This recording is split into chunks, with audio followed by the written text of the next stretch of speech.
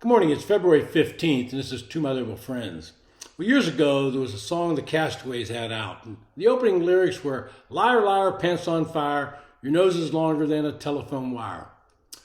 Well, today somebody's not telling the truth, and I'm specifically talking about what was in the special counsel's report about what was said in the interview between Robert Hur and President Joe Biden.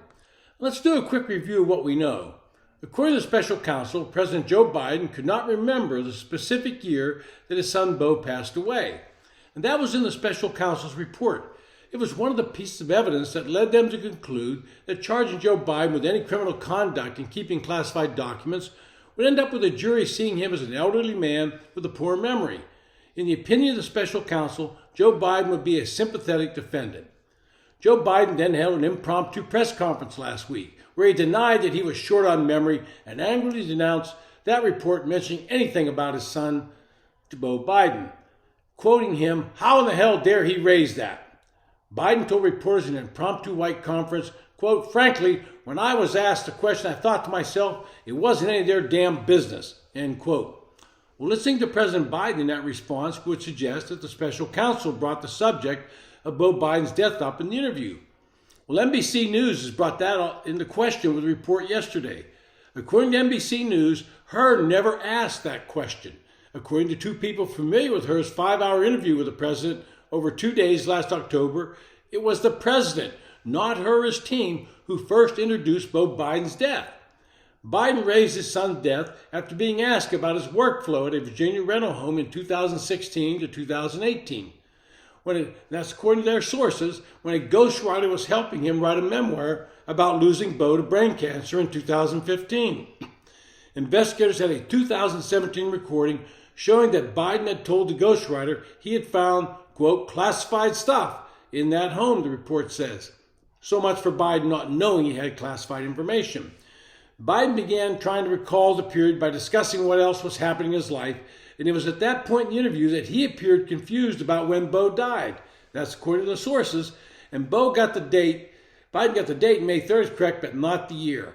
This is important because President Biden and his supporters have pounced on this question, asking why anyone in the special counsel's office would bring it up.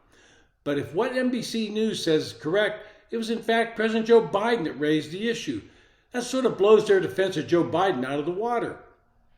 Since the 2-day interview was audio recorded and transcribed, you can be sure that congressional committees are going to push for its release.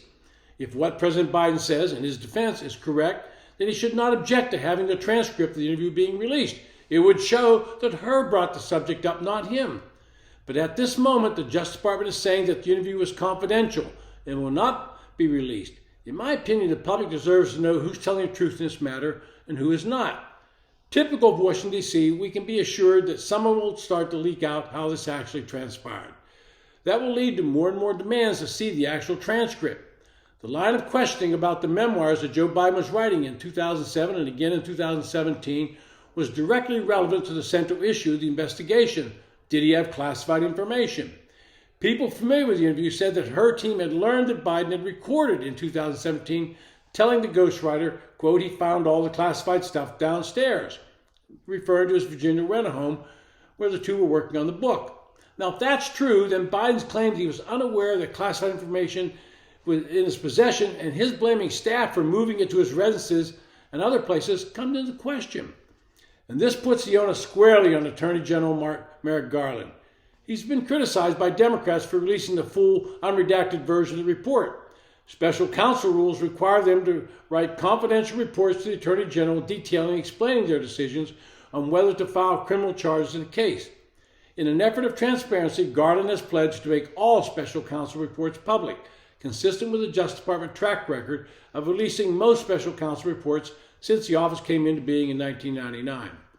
Well, people familiar with the matter say Garland first saw Hur's report on February 5th, 3 days before its release.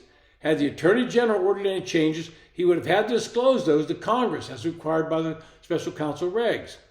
In a letter to Congress when he released the report, Garland said he took no action to block any investigative steps by Hur because nothing the special counsel did was, quote, so inappropriate or unwarranted under established departmental practices that should not be pursued, end quote. In other words, Hur did his job the way he was supposed to do it. Republicans have claimed that the Biden Justice Department is having two different standards for prosecution when it comes to Biden versus Trump. Biden has denounced the Hur report. I would say to Attorney General Garland, it's time to stop the guessing and posturing on both sides. Simply release the transcript of the interviews and let the light of day give us all the truth. It's been To My Liberal Friends. Thanks for listening.